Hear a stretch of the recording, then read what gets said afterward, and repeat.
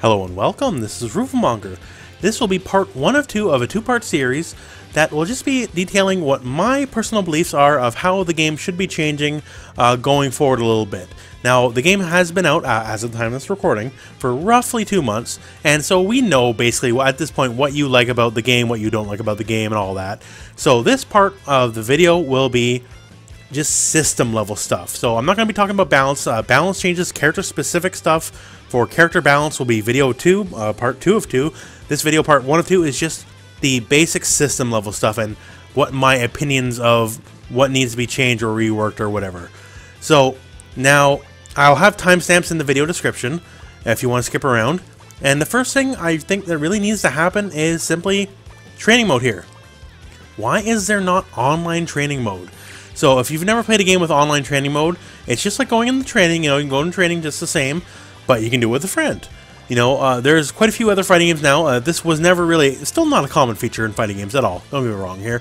But say you play with a certain person and you just want to test stuff out, and the only real way you have to test stuff out right now if you want to go in training or rather you want to train with them, is to basically beat their character senseless. And if you're trying to learn like a defensive setup or something like that, it's just going to be very frustrating to play stuff out over and over and over and lose characters and have to restart the match and all that. Versus you each could just pick your own characters, you know, and go into training mode and then test out stuff just with all the bevy of training mode options that the game allows you. And, you know, there's quite a bit, but just versus doing beating up the same characters, having KOs, and not being able to reset your positioning on the screen, and it's a bunch of stuff. Like, it's very frustrating. Like, me personally, no, there's a lot of people who've asked me for help, and I'm more than glad to help people. Absolutely. I'm very glad to help people all the time. You know, all you gotta do is ask for me, right? But in a live fire situation, things get very frustrating. When you're in a game and it's like, you know, then we gotta worry about the clock running out if we're talking or something like that.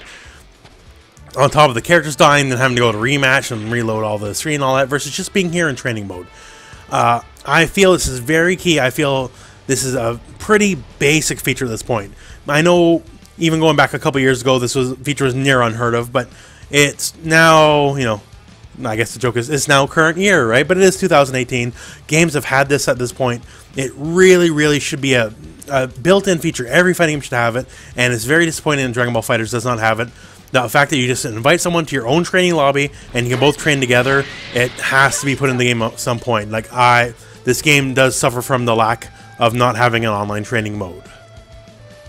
The next thing I'd like to see change in Dragon Ball FighterZ, and this one I say fully well knowing I know a patch can't fix this, so whenever Super Dragon Ball FighterZ or whatever the next revision that Arc System Works usually does do, this would be more applicable then, but still it's something I'd like to see, and that's just multiple assists per character. So, you know, I got Goku Black right here, right? And Goku Black, if you played any amount of online at all, you know, you're probably sick of the guy at this point. But, you know, he's there for a good reason. One, he's a popular character, so don't begrudge someone for playing a character they like. He's just simply a popular character. But he's also strong, and he has one of the best assists in the game. So, you know, he's got the stock beam assist, and it's only him and Vanilla Goku have it, and it's just incredibly good. So, you know, on top of him being popular, on top of him being a good character, he also has a fantastic assist. Now, why there should be multiple assists is now we got Krillin. Now, Krillin, I think it's very fair to say he's one of the least played characters in the game, right? Despite being a fairly popular character. But, you know, his power level is, you know, it's so-so. Like, he's got some good stuff, but it's not amazing. But what if he had a second assist, and his second assist was the Kamehameha, just like Goku Black? You know, what then? Would you see him picked a lot more? Absolutely, because his assist is very awkward to use, and honestly, you don't see many characters with bad assists picked very often. That's just how it is, because if a good part of team building is having decent assists. Like, even if you want to use the Sonic Fox, you know, 3-point characters approach, for his specific team, all characters you have all have pretty good assists anyways, right? So a character with a bad assist is just honestly, you know, less desirable to be picked overall, because this is how the game works. So if you had multiple assists to pick from, because even then, the rock assist totally has value, right? But even if you had multiple assists, if you could just do a Kamehameha, you could just have the Rock / Senzu Bean, and then a stock Kamehameha just like Goku Black has as his assist, I guarantee you will see more Krillins picked online. Absolutely. Because then people feel a lot more comfortable having them on their team, because you know, we have like just something that works.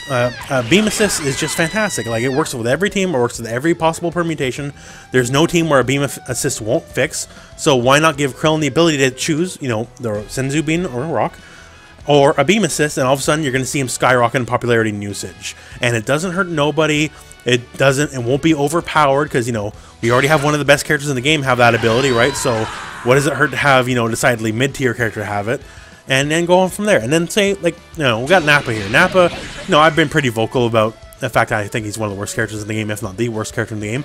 But one thing, he's got a perfectly serviceable assist. It's very good. Like, it works for a lot of things. But what if Nappa could, you know, choose your assist, and all of a sudden, instead of that explosion, which once again is perfectly good, what if he came on screen and did this? And he planted the Sidemen and he pieced out. How many new possibilities of gameplay would be open up there? Would it be a very awkward assist use? Absolutely, sure. But it would spice up a lot of gameplay if he could just come in, plant the Sidemen, go out. And then the point character has the benefit of using the Sidemen, and then all of a sudden, it totally radicalizes the concept of having Nappa on your team. Because all of a sudden, you know, he can still plant his Sidemen, you know, do all of his Sidemen combos himself, you know, something like this.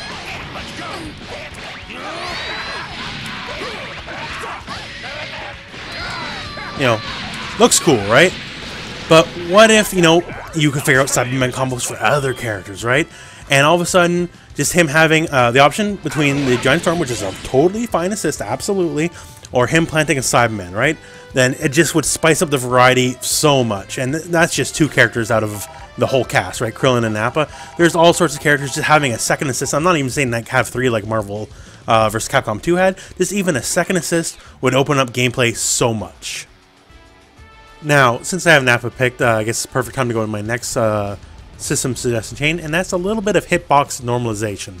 Now, I'm not saying massively change anything, but I am saying, you know, maybe tighten up the ship a little bit on this one. So, these are big characters, these are small characters, absolutely. Should big character combos exist? Still, sure, absolutely. You know, that's a common staple in fighting games, you know, specific combos that only work on big characters. But there's just a couple little, you know, quibbles I got with the system. So, like, here, we have the enemy here, guarding, crouch, right? So, I do my move here, and you see where the hit spark is, so that's where the move, like, connects where the hit spark is, right? So, now, let's tag in Kid Buu. My move completely whiffs on him. Tag in Go Tanks.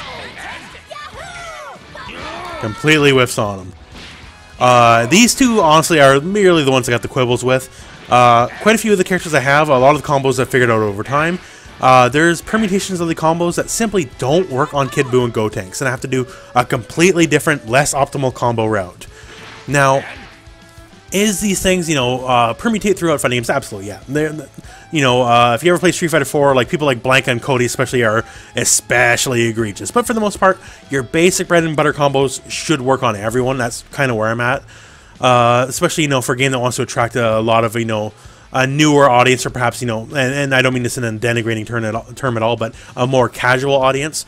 Your basic combo should work on everybody. And then, you know, the character-specific stuff should be beneficial, not hurtful, like in the case of these little guys here.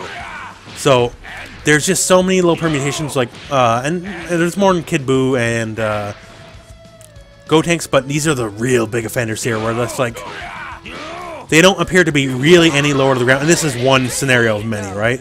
I don't want to make a whole video just about, like, stuff where they drop out, but, like, they seem to be roughly the same height, yet I can easily hit this move on, like, everyone in the cast except those two. And it just seems a bit odd. So, like, the big characters, absolutely, they suffer in the way they usually suffer. They really suffer in the corner. They're more susceptible to mix-ups, easier to hit them in the air. Keep all those downsides. You know, it sucks for the big characters, but sure. But for the little characters who already have a lot of the benefits of, you know, they're harder to hit in the air because they have a smaller hitbox and all that, the stuff like their hittable box when it comes to certain combo abilities, or just even basic stuff like this, where a basic move completely goes over the head. Like, to show an even more egregious example, so poor old Kid Buu, he's already got a lot working against him, and let's talk about stand jab. So this is probably the worst normal in the game. So you see it here connecting, and it's got good range, so you know what's bad about it, right? It basically can't connect on crouchers. This is, you know, not many moves in the game work like that, like, and there's no real reason to it, because, you know, it's not overpowered in any way, shape, or form if it could, but sure, whatever, that's the way it works. But then, like, you know, let's tag in Gotenks, right? And we're not even going to crouch, we're just going to send him standing. This move cannot hit a standing Gotenks. Like, that's what I'm talking about, like, normalization. Like, obviously, you know, like, even Android 18, who's not a particularly big character, it still can connect against her, but, like, this move can't hit a standing Gotenks, so it basically can't hit Gotenks unless he's airborne. So this move just is bad. And the real case I'm trying to show about just hitbox normalization. Keep the small characters small, absolutely, and it still maintains all the benefits, but bring them in line so, like, the bad characters like Nappa and Majin Buu can at least do something about them, you know? Next system level change I'd like to see is about deflect. So if we have like a very, you know, basic, you know, like instant air dash or something, deflect is perfectly fine there. But there's a lot of characters with a lot of forward momentum in their movement and their basic attack strings. And, you know, I'm talking about like offenders like Adult Gohan and Cell. And for a lot of those characters, like if you deflect them, like you might as well have not have, which is kind of messed up because it kind of ruins the whole point of the move. Like someone like Cell, you can interrupt his basic attack chain and he's still on top of you even after like 3 deflects. So I really hope just the move could, you know, deflect further, or perhaps even changing a move, adding like a different permutation like forward and your key blast, and have like, you know, green deflect and red deflect, since there's a bit of a green tinge here. So the green deflect works the same way it always did, red deflect moves them away further. So either I would like an increase of the distance gain, or a second deflect option so you can choose, you know, the classic distance and one that's a little further distance. Because, man, for some characters like Adult Gohan, you deflect them and like I said, you just might as well not have, because he's just in just like he was before. Cell, same deal. This is more exacerbated by the fact, you know, these are the best characters with the best pressure, so you can really feel it when they're coming in on you. But yeah, I think deflect is a very good mechanic overall. Absolutely, I really do. But against the best characters, it's not quite fully up to snuff, as it doesn't quite null their pressure in the way perhaps the game developers originally intended. And kind of linked in tune with deflect, I feel the guard cancel, while, you know, it's absolutely a meritorious thing to have in the game, it could stand to be stronger. Like, I made a previous video about surviving the Adult Gohan's pressure, and I basically mentioned for half the cast, guard cancel is the only thing they got. And you can still get hit unless your timing's 100% perfect. So, and in this situation right here, like, that worked that time, but let's try it one more time. So in that scenario, I just got hit. So I feel that, and I think it'll be good for the overall health of the game, because the defensive options are basically staying the same, while the offensive options are just getting stronger week by week by week by week. Just add a bit more invincibility to the guard cancel. Not a lot. Just a smidge more invincibility. Like, the move's already very punishable on block, so if they call you out on it, you're gonna get destroyed. Absolutely, you know, it's just gonna happen. You're gonna get destroyed. But at least don't make it so you have to have frame perfect timing when you guard cancel, you know, so you don't get hit. So like in that scenario, sure, it worked out fine. But in this scenario, I just got hit.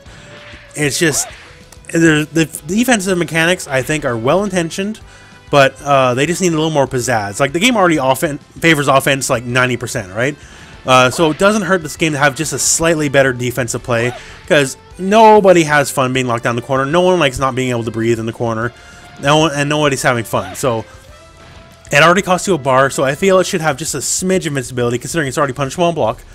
And just, you know, give the defensive player an option that the enemy player, the offensive player, can absolutely bait out. They know they can just do it, stop their chain, block it, and then, you know, get a combo punish off that. But give the defensive player just a little bit more wiggle room to breathe, and not have to worry about frame perfect guard cancel timing, because that's kind of messed up, honestly. And the final non-balance related change I would like to see for Dragon Ball FighterZ is simply the netcode. Now, I was very worried about the game when it first came out, about the delay-based netcode, and for delay-based netcode, it's pretty good, actually. It's better than I initially feared, but it is still not as good as rollback netcode. In a way, I'm kind of barking up a tree on this one, because I already know for a fact Arc System Works has zero interest in doing rollback-based netcode, as they want to do their own thing. They've publicly stated as much anyways, but I feel I really got to mention it. the rollback netcode would help this game so much. Like if you played Marvel vs. Capcom Infinite, that's a game that's, you know, faster paced than this game and holds up much better online thanks to the rollback netcode. And I personally live in southeastern Ontario, and I can play against people in Europe no problem in Marvel vs. Capcom Infinite, and it feels like they're right beside me. In this game, I am basically kind of locked to East Coast and maybe American Midwest, and that's the player base I have to pull from. I tried to play a couple gentlemen from California, and it was simply unplayable due to the distance because the delay was just simply too high. So I know it's kind of falling on deaf ears, but I really gotta say rollback netcode is the way fighting games should work, and they should be progressing in the future. It's probably not going to happen in this game, but just really say rollback netcode is the way it should be. I wish this game had it. It would only be better for having it, but no, it is what it is, and I guess it is the way it's going to be. But I really wish this game had rollback netcode, and it would just make the quality of online play so much better, and you can play, you know, against people so much further away in a more realistic, playable match. And just, you know, up your player base potential to play against, and just a lot more fun for, in my opinion. So that concludes this particular video. Once again, this will be part 1 of 2. Part 2 will be balance level changes for all the characters versus, you know, just kind of this generic system level stuff. And I'll go into some depth. I'll tell you right now, I am much more a fan of buffing people up than nerfing people down. So it's mostly going to be buffs versus talking about how to nerf Gohan and Cell and that kind of stuff. But yeah, so that concludes it for now. You know, agree or disagree, please post in the comments below. Looking to engender some discussion on this matter. And, you know, I like this game a lot, but it can be better. And I'd like to see it, you know, improve going forward. Anyways, that's it for this video. So thank you very much for watching. I hope this video found you well. Go and play some Dragon Ball.